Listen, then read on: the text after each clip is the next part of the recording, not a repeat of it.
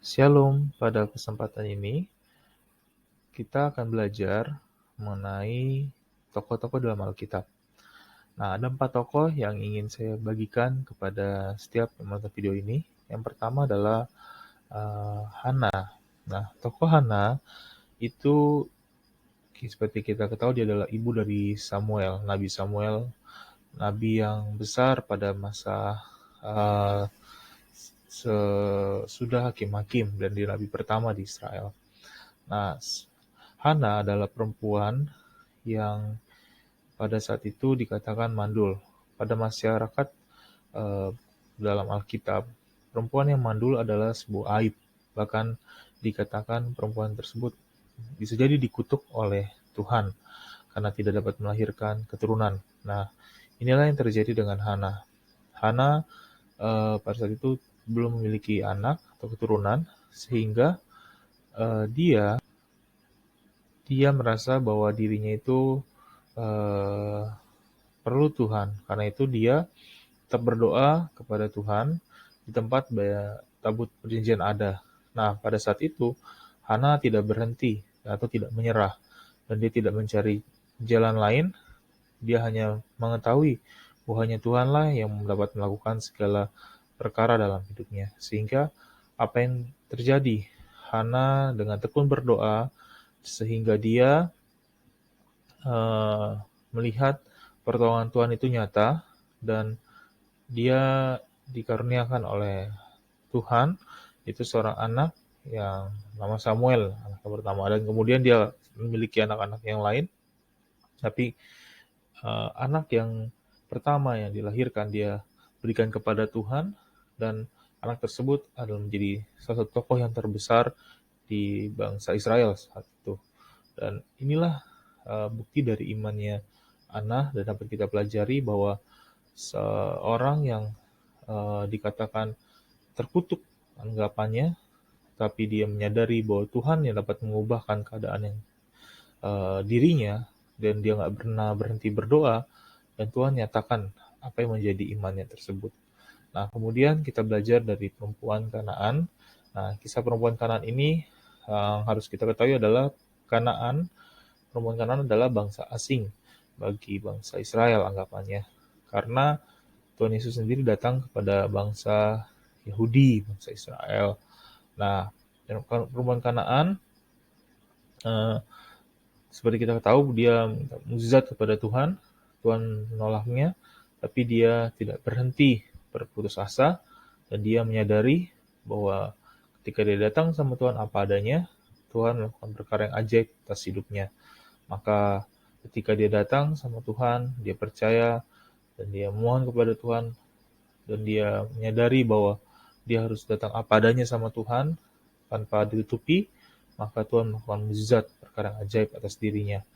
Nah, dia tahu bahwa pertolongan itu datang dari Tuhan saja, karena itu dia datang kepada Tuhan Yesus, dan itulah kisah dari perempuan Kanaan. Nah, selanjutnya adalah kisah dari Ayub.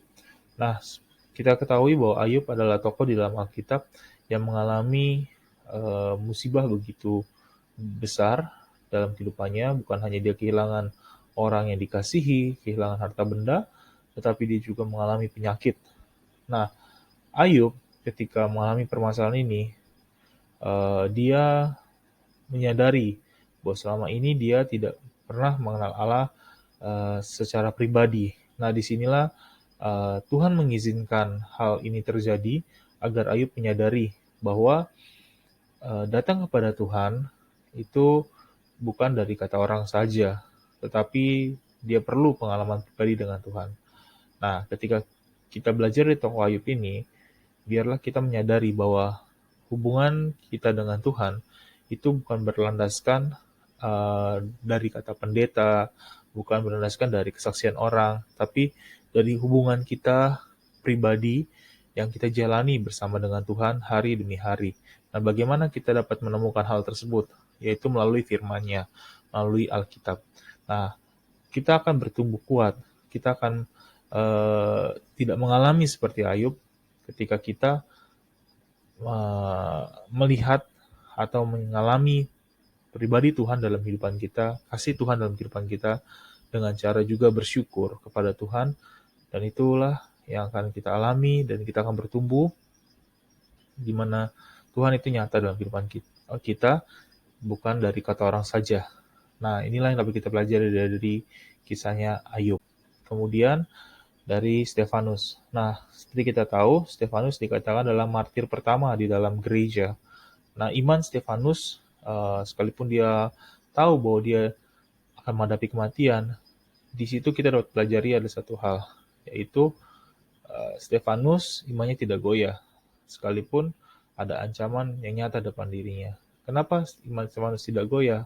Yang kita harus lihat di sini, di mana Stefanus, dia menyadari bahwa ada Tuhan dalam dirinya.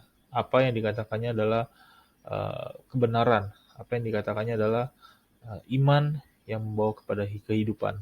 Nah, ketika dia itu diancam akan dirajam, dia melihat kemuliaan Tuhan. Nah, disinilah kita dapat juga melihat di mana Stefanus nggak mengalami ketakutan ataupun dia menyangkal Tuhan Yesus, karena dia tahu bahwa hidupnya itu menikmati kasih Tuhan, menikmati kebenaran Tuhan. Nah, ketika kita menjalani kehidupan dengan melihat kasih Tuhan, melihat kebenaran Tuhan dalam kehidupan kita, apapun yang menjadi permasalahan kita, apapun menjadi tantangan kehidupan kita, kita bukan akan menjadi melempem atau menjadi menciut, tapi iman kita akan menjadi bertumbuh. Nah, jadi bukan karena masalah yang ada depan kita itu kecil atau besar, tetapi bagaimana respon kita terhadap masalah tersebut sehingga kita bertumbuh dalam pengenalan akan Tuhan dan mengalami pribadi Tuhan dalam kehidupan kita, terutama kasih-Nya. Inilah 4 tokoh yang ingin saya bagikan yang dapat kita pelajari dari keempat tokoh tersebut. Sekiranya memberkati. Shalom.